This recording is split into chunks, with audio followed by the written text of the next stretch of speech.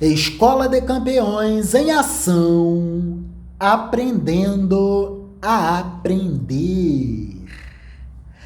Buscando a expansão da reflexividade do jovem RLORC, vamos assistir a este vídeo, que é uma pérola de preciosidade.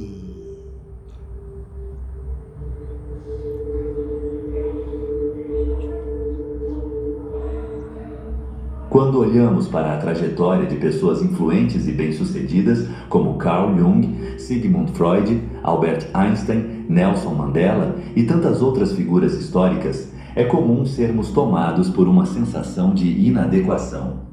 Suas vidas parecem repletas de grandes feitos, conquistas e um propósito inquestionável, enquanto as nossas, por vezes, podem parecer pequenas e desprovidas de impacto.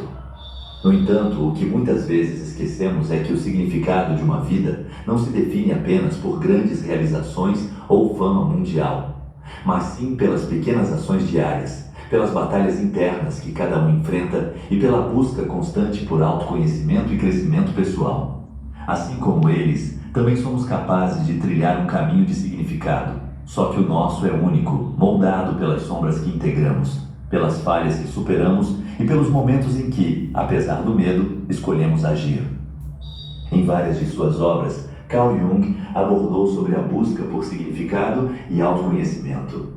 De acordo com Jung, o propósito da vida não está relacionado ao que você conquista, está relacionado a quem você é e como você age.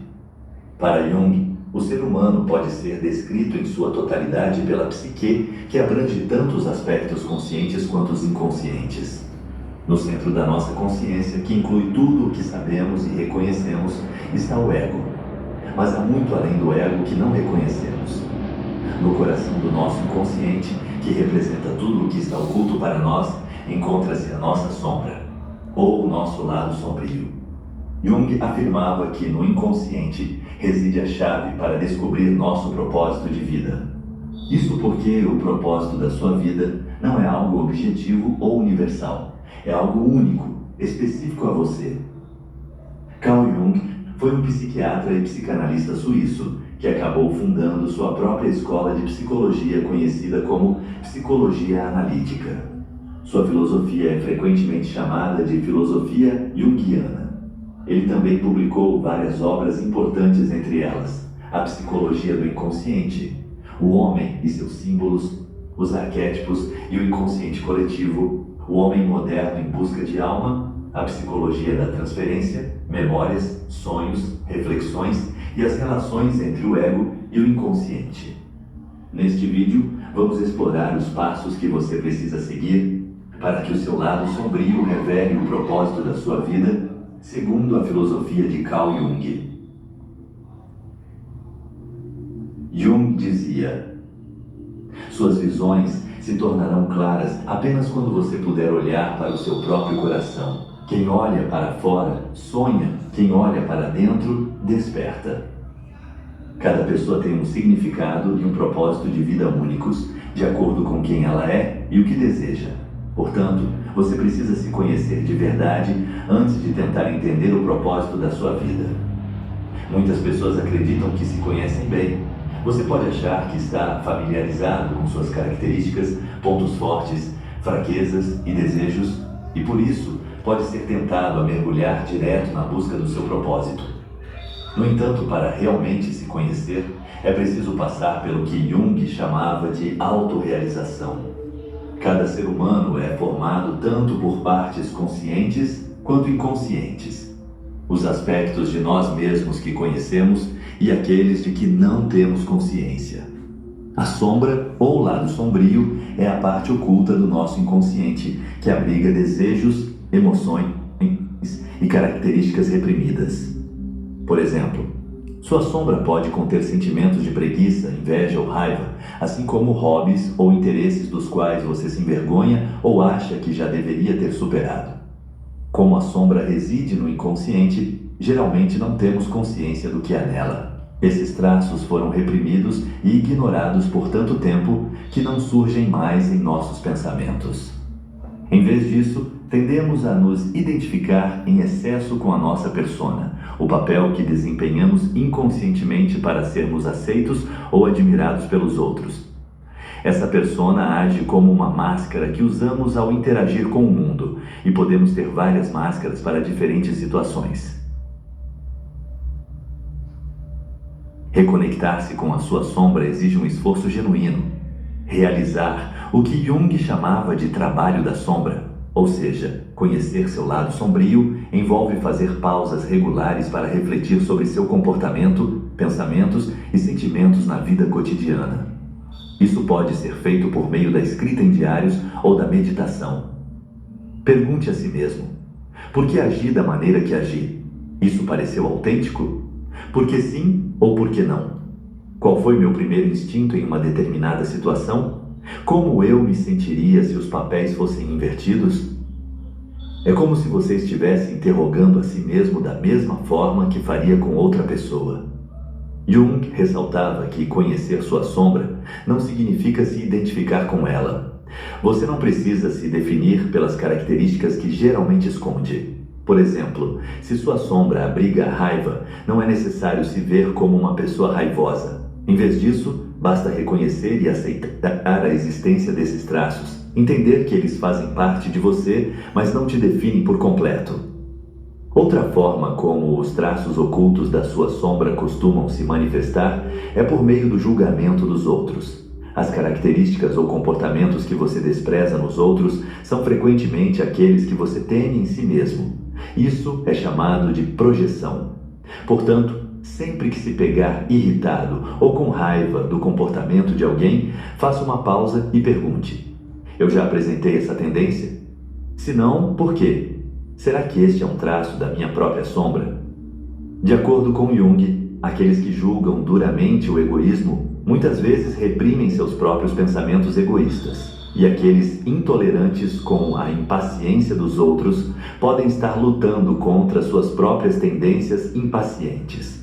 Tirar um tempo todos os dias para se sentar, talvez escrever em um diário, e se fazer essas perguntas instigantes é o começo para trazer o inconsciente à consciência, conhecendo-se de verdade.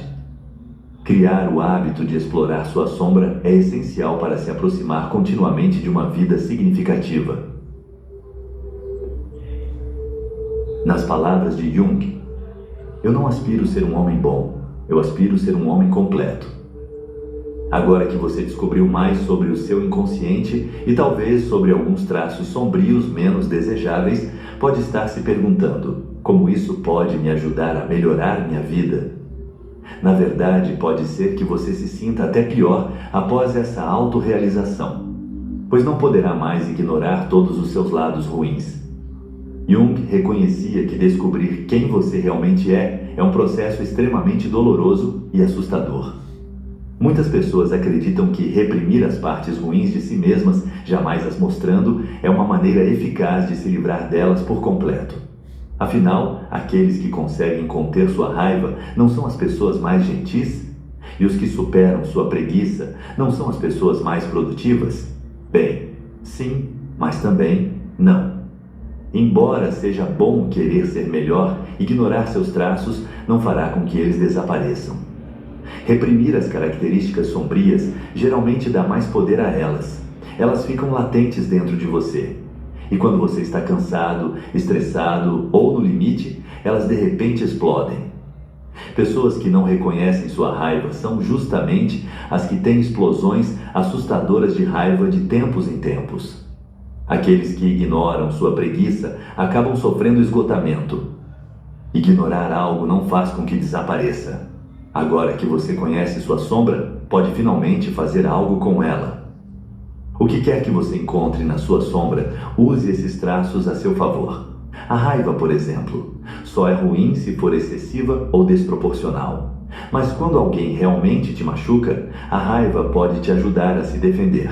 A pergunta que você deve se fazer é: quando é certo agir com base em uma emoção e quando é melhor não agir? Quando devo me apoiar na minha máscara e persona e quando não preciso delas? Ao pensar nas suas emoções de forma mais profunda, em vez de rotulá-las como boas ou más, você melhorará enormemente sua vida e seu bem-estar. A inveja pode ser um motivador. A preguiça pode te proporcionar o descanso de que você precisa. A impaciência pode te deixar mais ativo, se o contexto for adequado. Em outras palavras, você precisa encontrar maneiras de integrar tudo o que descobrir na sua sombra à sua personalidade, em vez de ignorá-lo.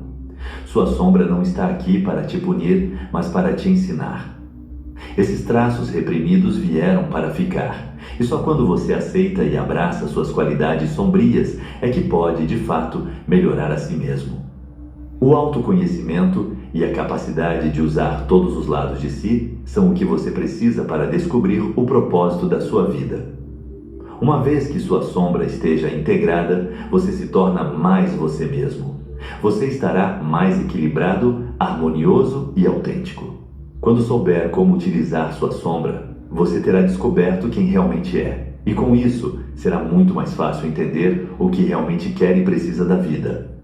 A automelhoria é uma outra forma de trabalho com a sombra que nunca acaba. Sempre há algo para melhorar. Quando você continua a se aprimorar, está adicionando significado à sua vida. Segundo Jung, você é o que faz, não o que diz que fará. Quando você sabe quem é, como pode lidar melhor com seus traços sombrios e no que acredita, você precisa demonstrar isso. O propósito da vida não pode ser encontrado apenas em pensamentos, mas na prática. Jung acreditava que a autorrealização precisava ser mostrada pelo que você faz, e não pelo que diz. Afinal, você só pode dizer que é de determinada forma e deseja certas coisas se agir dessa maneira.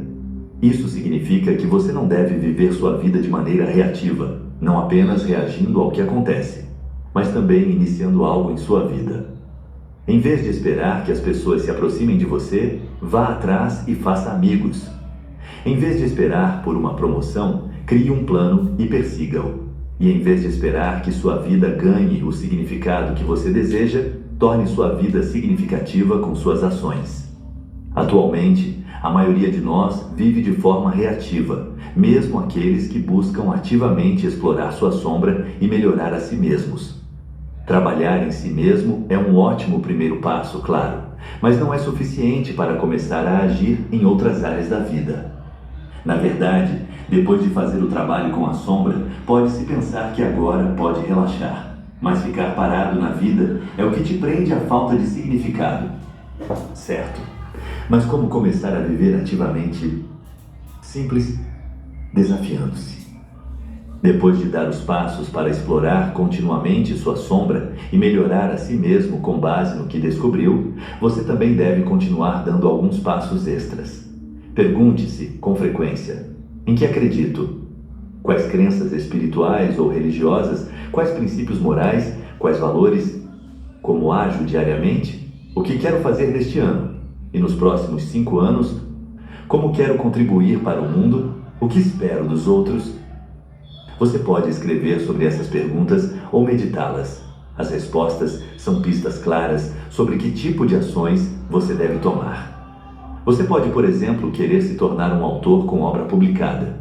Muitas pessoas querem, mas muitas dessas pessoas não tomam muitas atitudes para alcançar esse objetivo.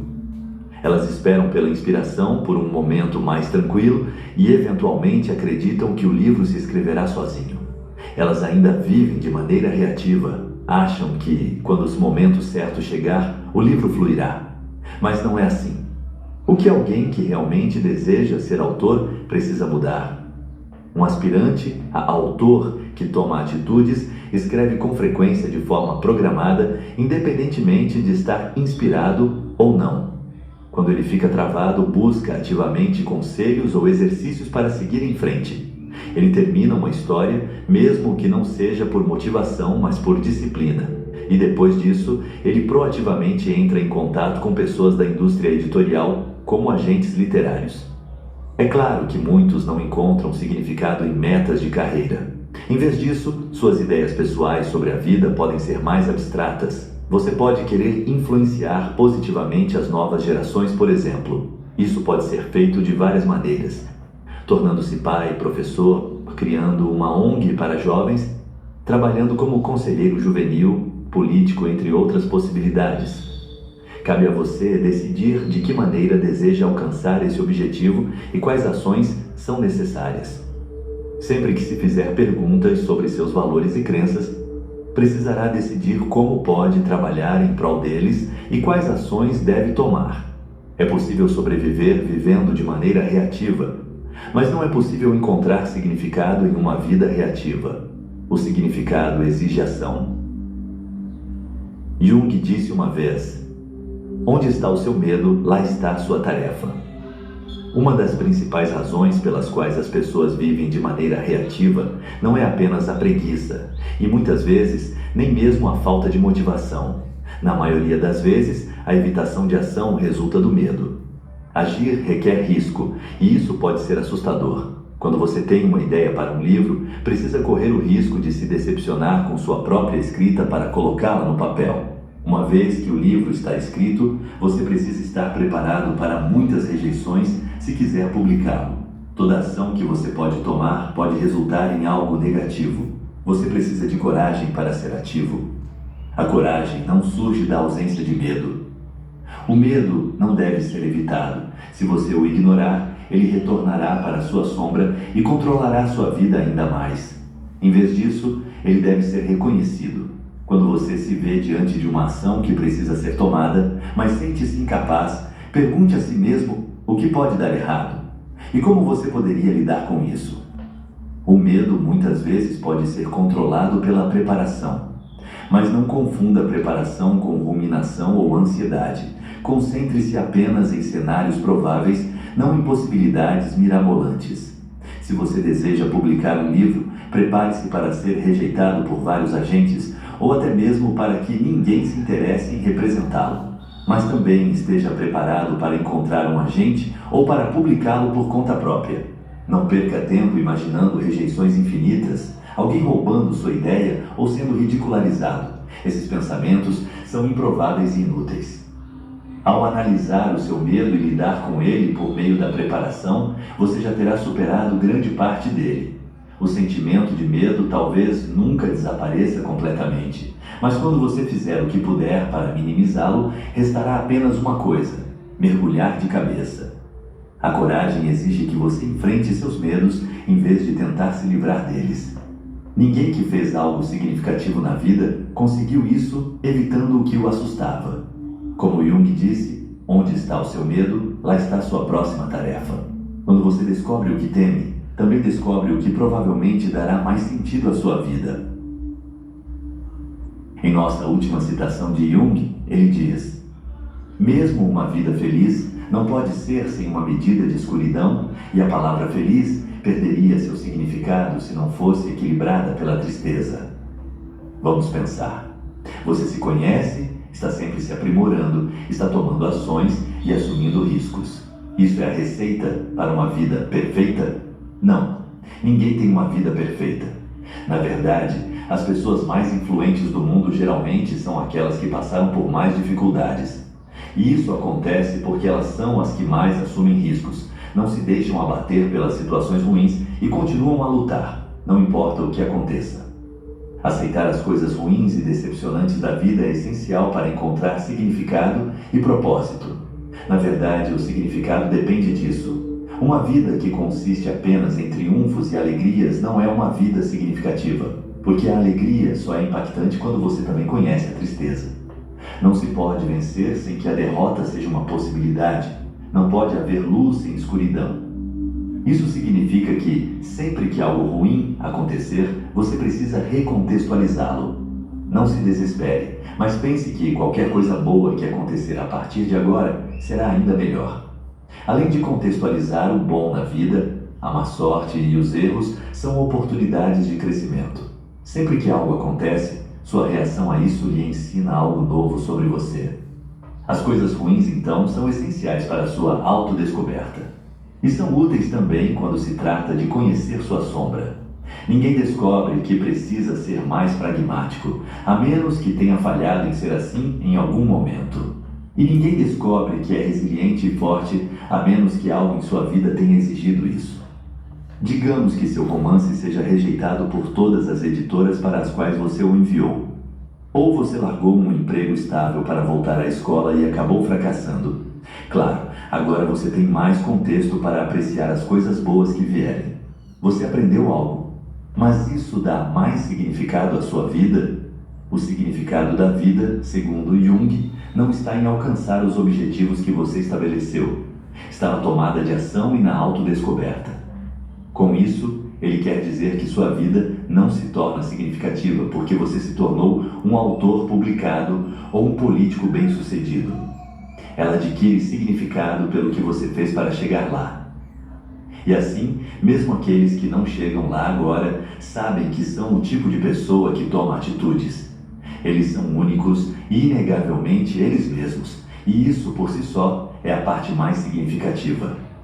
Adicionar significado à sua vida nunca acaba. Você precisa continuar descobrindo a si mesmo, seus objetivos e tomar ações. Você continuará a experimentar coisas boas e ruins.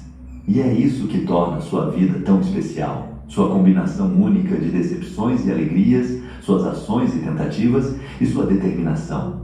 Sempre se orgulhe do que tentou. É daí que vem o propósito. E por fim, valorize tudo o que há de bom em sua vida.